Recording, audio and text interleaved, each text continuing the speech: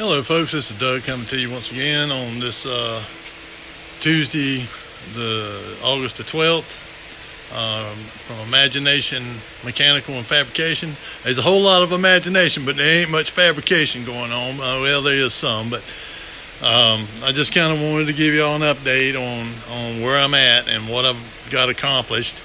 Man, I've really gone at it because and it's been boiling hot. I mean, the heat just hasn't let up.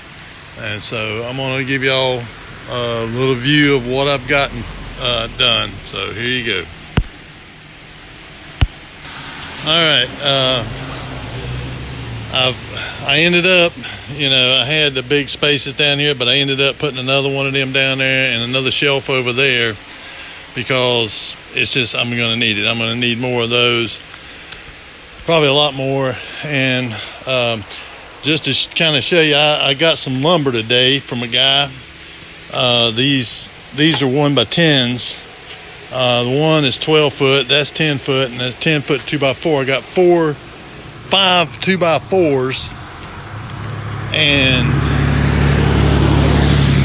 2 12 foot 1x12s, and I got another 8 foot 1x12 and another 6 1x10s, and then 2 other 10 foot 1x12s, and plus these 2x4s. I got 5 2x4s for $60. I mean, and one of these boards right here, this 1x12, this is an 8 footer, is like $15 or $20. I mean, so I got probably $250, $300 worth of lumber for $60, and just had to go pick it up. And but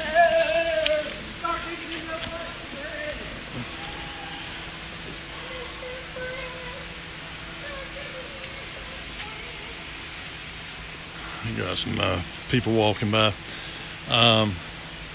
But as you can see, these shelves here were full of dishes that we have listed on our eBay store. And so I had to build some shelving, put up some shelves in order to have somewhere to put them and to get them from out of here and inside. And I'll take you in there in a minute and show you. But I kind of wanted to go back around here. I mean, you can see how much of this stuff I've gotten out of here. This is really about all that's left of the, and then what's back there. But I've gotten like 3 truckloads of that stuff out of here. Now, this don't look like I've done much, but I brought another load of stuff up here. I mean, stuff like, there's a chart recorder right there, a circular chart recorder. And the good thing about them is that they're linear, so you can hook up a 0 to 10 volt, 2 to 10 volt, 0 to 20 milliamps, 4 to 20 milliamp. And you can put RTDs on them, thermocouples, anything that's linear measurement. You can monitor it. Like if you wanted to, had something that was just failing intermittently or something, and you just couldn't catch it doing it, then you could set it up on the chart recorder and you can kind of see when it's happening, kind of track what's going on. And then I brought these up here. These are Belimos. These things are about $1,500 a piece. These are also linear controls that you can hook up to a damper, and you can open up a duct. You can activate a water, like open up a valve, water valve, a gas valve, whatever. And these are 0 to 10 volt DC and 2 to 10 volt DC, and they have a 24 volt drive voltage, and then they got control voltage. It's all DC.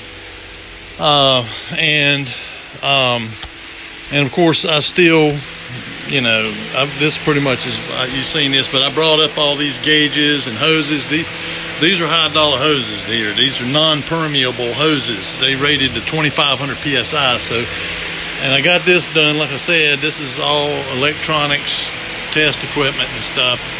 So I got all that finally on here. And I brought something like this here. This is like just little small tools and stuff. And in the top, it's got some watchmakers tools and stuff up there. This is still piled up, but I've actually gone through a bunch of stuff and got it off of here. And you can see I took and put all my books up here. You know, all my technical books and stuff. I know most people say, well, you can just go on the internet, but sometimes I actually like to read, you know, actually open up a real book and look at stuff. And this is something I just acquired. I just got this this past week, and I had to put it together and all. Of course, it's a Win, and I checked it. You know, I had to check it for what do they call it, the tram, to make sure that the table is 90 degrees parallel to the quill and the drill chuck. So I got all that level and square to the chuck, and I got this little vise, and I thought maybe I could use it on here to kind of hold down stuff. Got my drill bit holder here, and of course this has been here, but now I got this other piece of pegboard here. It's going to go up here, and I'm going to have like files and some other like metalworking tools and stuff like that. These are some other things I got. I got this here. This is one of these Stealth Sonics. I mean, this thing runs like 60 dB. It's real quiet. Got this. This is a stick welder, but it's also a TIG welder too. I just got to get the TIG lead, and it doesn't have the valve, the solenoid on it for the gas, but you have an external line that goes with the TIG rig, and you just set your tank with a flow regulator to the side, and you know, you can monitor it. Got this. This is a Win. I had to put this together too. Between that and this welding cart here, I had to put it together. That took me about 4 hours to put them two things together, man. I mean, that just was all, I mean, it was completely just parts. I mean, you know, and this here too, same, the legs, you know, everything all had to be put together. And this thing's heavy. It probably weighs 300 pounds, 350 pounds. I mean, and so you can imagine trying to put these legs on and stuff while, you know, working on that thing. And it works good. I tried it out. It no noise, no, you know, I had to put the pulleys on it, put the belt on it, put the pulley cover on. You know, the one thing though, this bolt doesn't have the nut or the keeper on the bottom of it or whatever. I don't know, it didn't, you know, it wasn't even in there. So I'm gonna have to get another one to go in there or whatever. But then of course I already had the MIG welder, and you can MIG flux core with it, or you can use it to use a purge dam, you know, or flux gas. Then I got this here plasma cutter, but I got to run power over here for all these. Now these can run on 110. This and this can run on 110 volts. But to get the maximum benefit out of them, it'd be better to run them on 230. They got these adapters, these kind of adapters here, so that you can run them, which is good. I mean, if you out somewhere and, you know, all you got is 110 volts, I mean, you can still use it.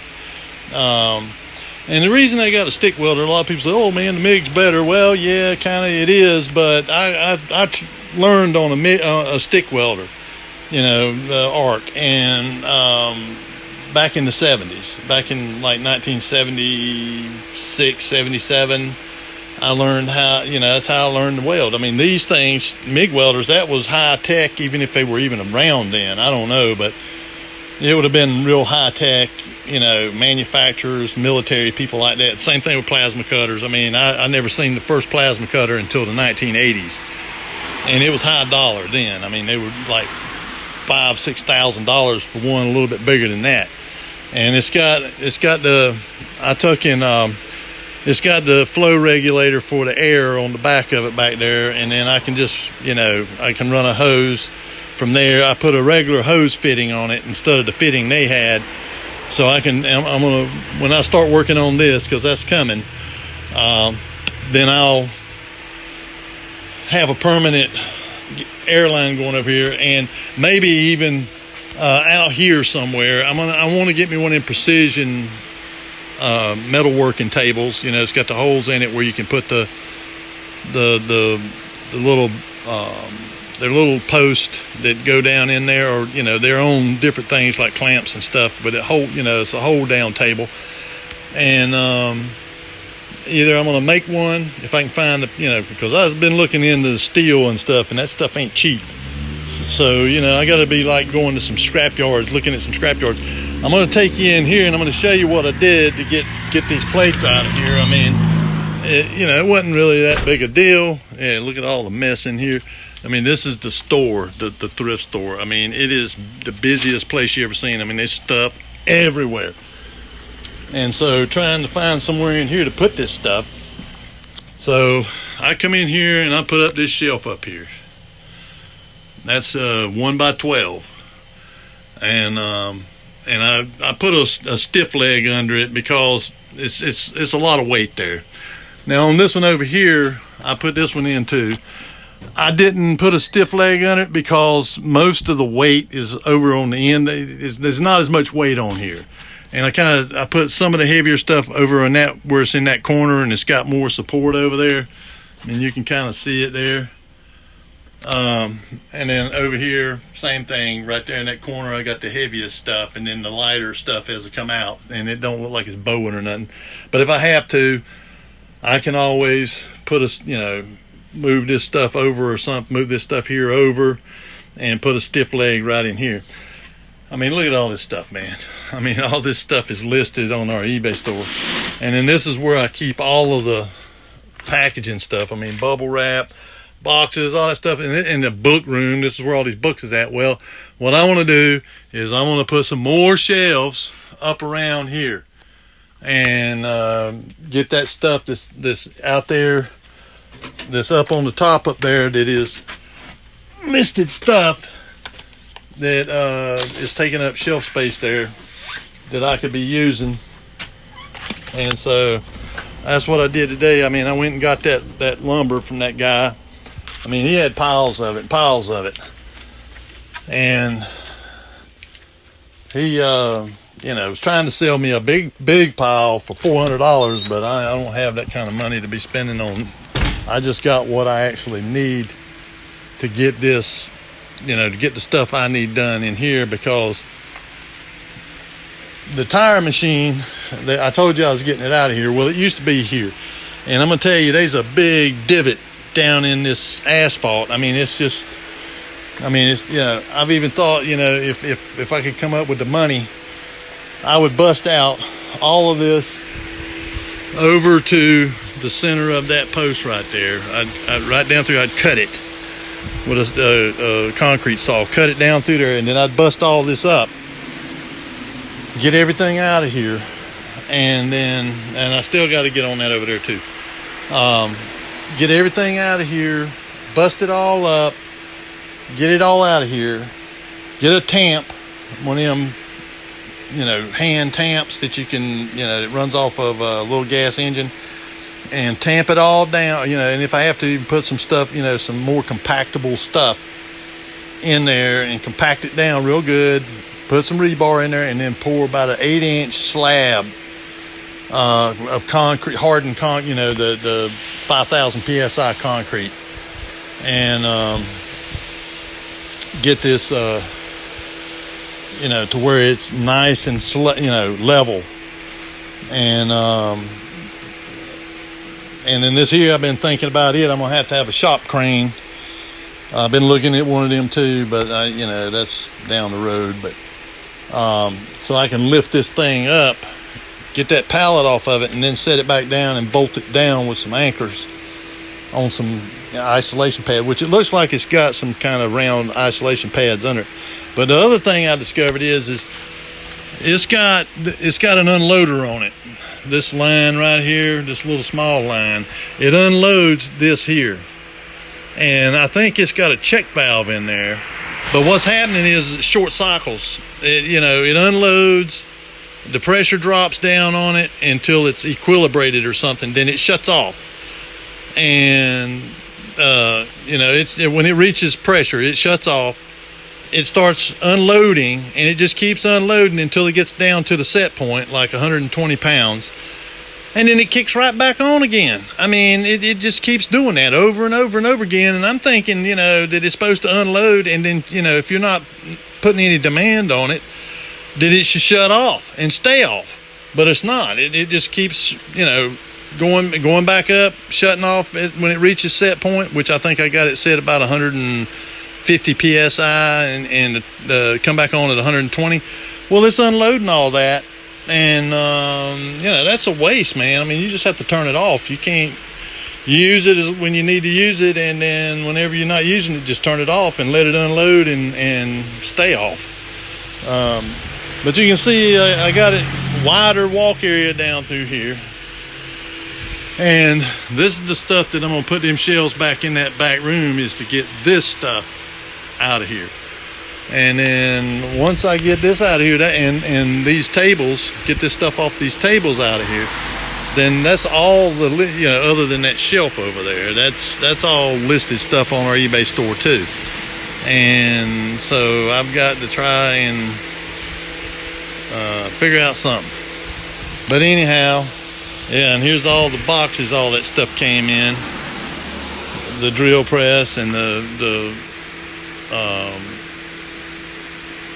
welding cart, plasma cutter, the stick welder, and then the saw.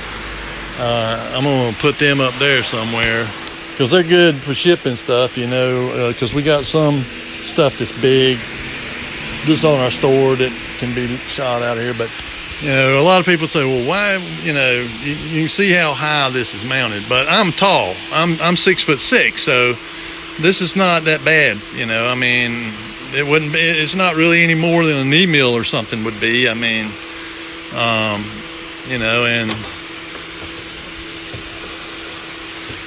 I can reach it good, and at some point I may take and you can see I put cap nuts on these here. I had to use all thread because I didn't have any 3/8 bolts that was long enough to get all the way, because this is like 2 layers here of stuff. So I use that all thread and then put them cap nuts on there to keep from getting cut on them things. But anyway, just kind of wanted to give you folks an update that I am still going at it. Can't plug along at it as hard as I'd like to because it's just so doggone hot. I mean, it's up in the 90s, and the humidity to boot, is up in the upper 70s or low 80s percentage, and that's rough, man. But anyway, I'm making progress on it, and I'm gonna kind of let it go there, and I'll keep y'all up to date as I get more done and get more organized, get more of this stuff gone through and separated. That's kind of what I've been doing, is taking some of it, like if you look, this is all just different kinds of screws. And the thing is, there's not enough of any one kind to, that's a nice switch there, a rocker switch. The ones I'm really interested in getting out is like these sheet metal self-tapping screws, getting all of them out together, and then the machine screws like these, get them all out, and quarter 20, put them all together, quarter 20s and all that stuff. But I really don't care for flat heads. I like the cap heads like this, the cap heads and the Torx. I mean, I don't like Phillips. I don't like them. If I can stay away from them, I may end up selling them, just putting them out here and selling them or something, because I don't use flat heads. I mean, I just don't use them. And I mean, I use either like this, these T25. They don't round out, they don't slip, and all like the flat. I don't even know why flat heads even still around. But anyway, that's it, folks. I'm gonna call it an evening and close up, and I gotta go pick up a load of drinks now. So y'all folks take care, and see you on the next one.